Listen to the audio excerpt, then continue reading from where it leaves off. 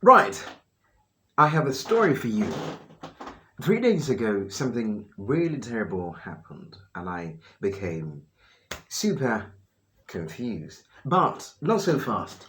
If you are ever wondering that, well, when I'm speaking, I run out of words, and most of the time I don't know what to say.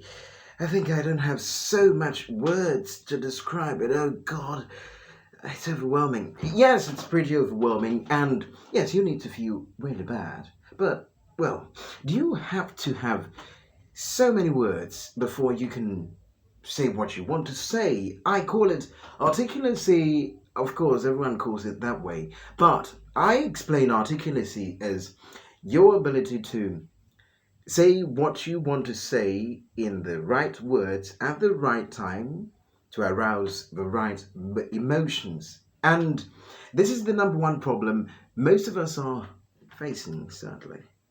So, in this video, I'm going to share with you the number one thing we all use in our communication, yet many people claim they're not good at it. We're going to talk about how important it is, why they're not good at it, and hmm, how they can become good at it.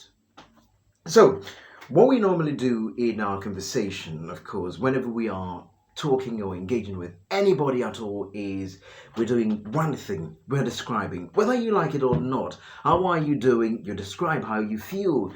How was your day? You describe how your day went. You met somebody. You describe what happened. So everything is describe, describe, describe. Isn't it so annoying? But what if I told you that you don't need a million word, a dictionary full of words to be able to accurately describe what you want to say, but all you need is just say something.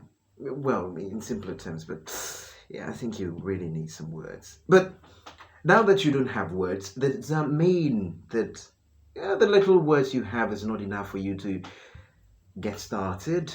Well, I think you should. So here's how it works. For whatever engagement you have with people, it's all about being able to say what you feel. But I know it doesn't come so easy. But here's how we're going to do it.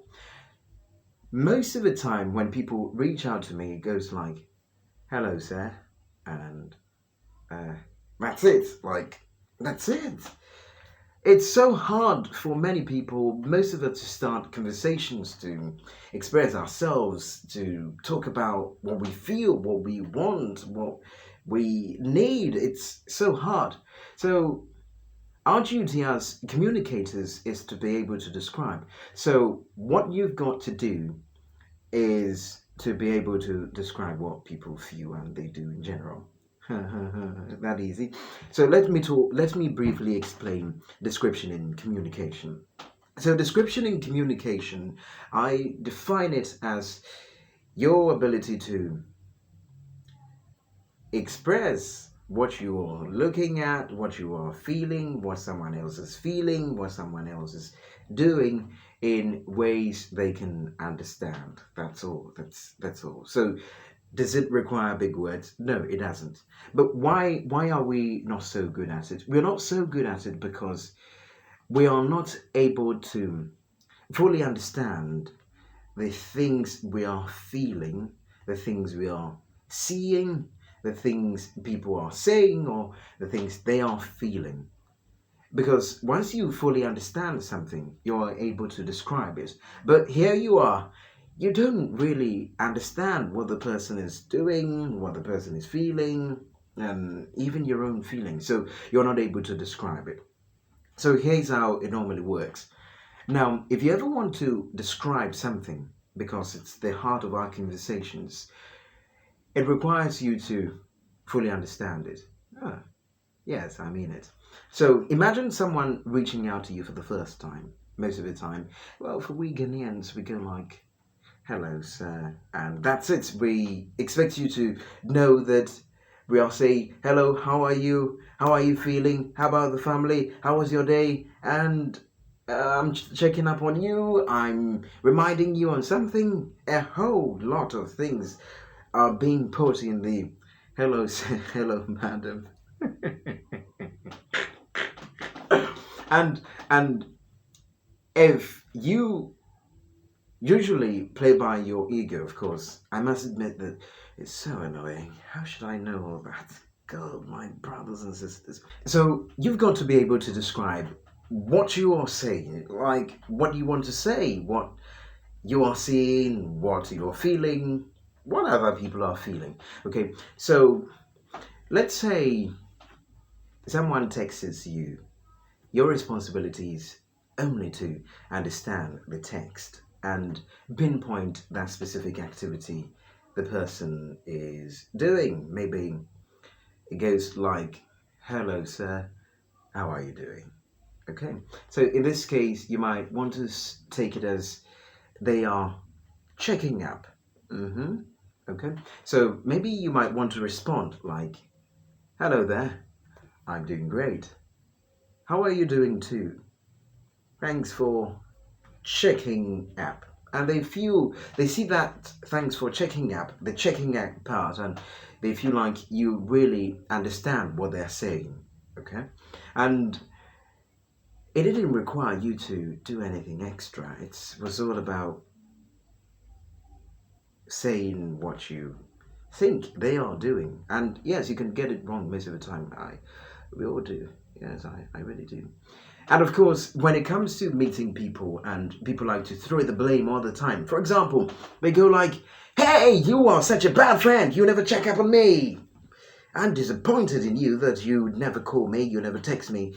Hey, of course, if I don't, you also have to text me or call me. If I really miss you, I would have called or something. But I know I don't, so. But why does it really matter? So your role is to be able to point out that thing the person is doing, is feeling. Most of the time it's just feelings. Okay, so when they meet you in person, I mean when it's an in-person conversation, it's you most of the time describing how people feel.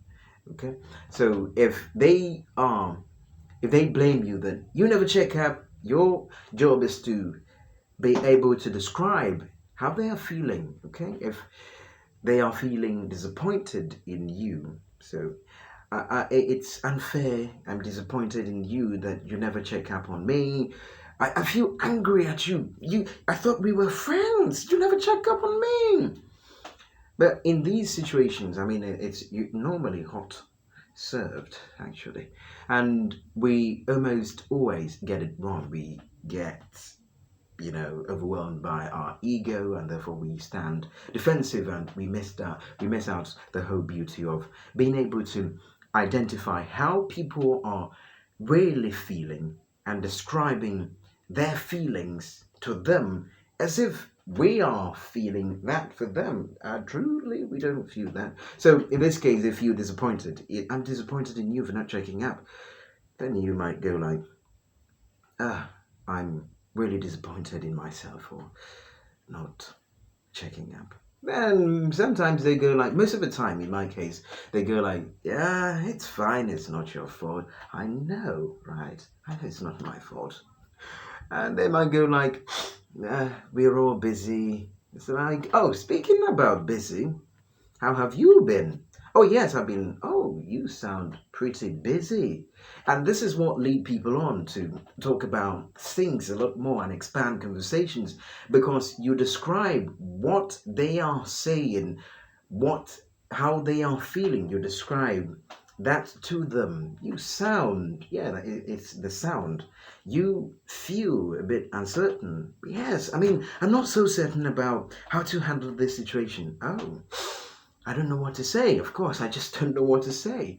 And it leads people on. It makes people talk more about themselves. They keep on keeping the conversation on. And before you realize that embarrassing moment, embarrassing conversation, the blame throwing conversation has been turned into something beautiful.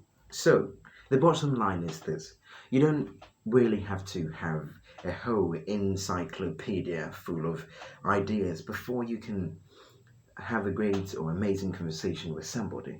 You don't have to be a grammarian to be able to express yourself very well, all that is required is being able to describe the activities people have, the way people feel, what they are doing, what they are trying to communicate. You describing exactly those things to them as if you are the guy feeling it. And once you're able to do that, people will not only enjoy your conversations, but you are going to build more stronger, meaningful relationships going forward. But the big question becomes, so how do I do it? Of course, if it's not a text where you have to describe how the person is feeling or the specific activity, whether they're reminding you or whatsoever, and if it's a conversation, then listening really is very, very crucial in this case. So, if you want to learn how to listen and use listening as a very powerful tool in your engagement, I have one video here. Oh, no, there.